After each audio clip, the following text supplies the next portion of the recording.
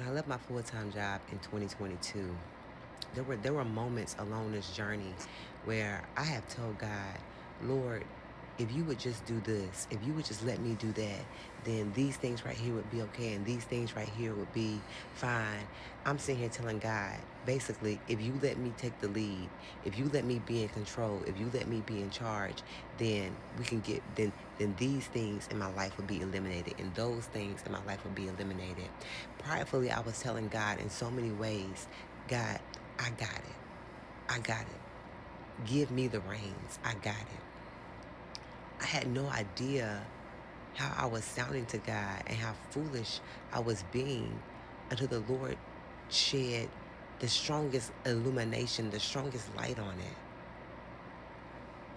Who am I to tell God whose thoughts are higher than my thoughts and whose ways are not my ways and higher than mine, that to who am I to tell him about a plan that I have? Who am I to tell him he needs to trust in me? Who am I to sit here and tell him that I've got it? I ain't got nothing. In so many ways, I was telling God that his plan A, God, you plan A, but I'll be plan B in case your plan fails. Let me read this from my book for you real quick. In my book, But I'm Distracted, I'm going to read this to you on page 40. This is about the waiting season and how we wait. So here I am in this waiting season, and this is what I'm sounding like. Not the exact words, but this is what I'm sounding like to God. Just listen to this. During my waiting seasons, I had a tendency of not waiting well.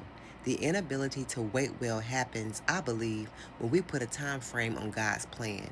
It usually sounds like this: Lord, if my bill isn't paid by midnight, then I'll have to sell these drugs to make it happen. So if you don't make a way, then it's your fault if I get locked up. Lord, if Mr. Right doesn't come by the time I turn 30, then marriage isn't for me, and I'll just go back to being with Jason. Lord, this job isn't what I prayed for. I'm so overwhelmed. I'm not going to stay here whether I have another job or not. Since you haven't allowed my resume to be selected for another position elsewhere, you must not care about my peace. We often blame God for our delays, lack of opportunities, and when things don't turn out the way we expected it. These behaviors do not represent waiting well.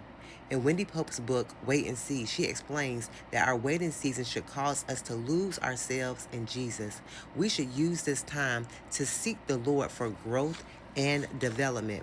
We should draw closer to God through worship and praise, understanding that our outcome may be another season of waiting. Of waiting. So, I told y'all before, I've had to read my own book in this season.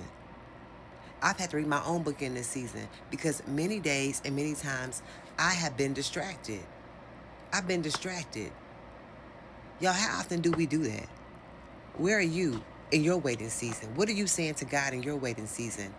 What acts and behaviors of pride are you showing, exposing in this season?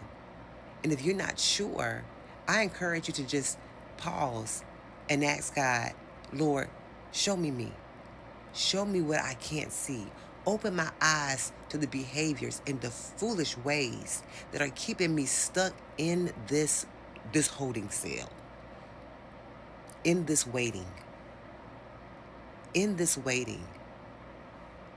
Instead of trying to break your way out, let's just simply sit still and embrace the presence of our Heavenly Father.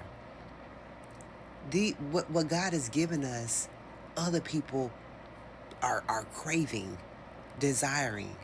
In our waiting season, we get to worship, we get to praise, we get to pray fervently to our Heavenly Father. Lord, if I'm not ready to move forward, keep me where I'm at, so that way I can do your will effectively and according to your will and your desire. Teach me how to delight myself in you so you will give me the desires of my heart. Don't move me faster than I need to move. To God be the glory. I'm Rachel Renee, the Equipper. Be blessed.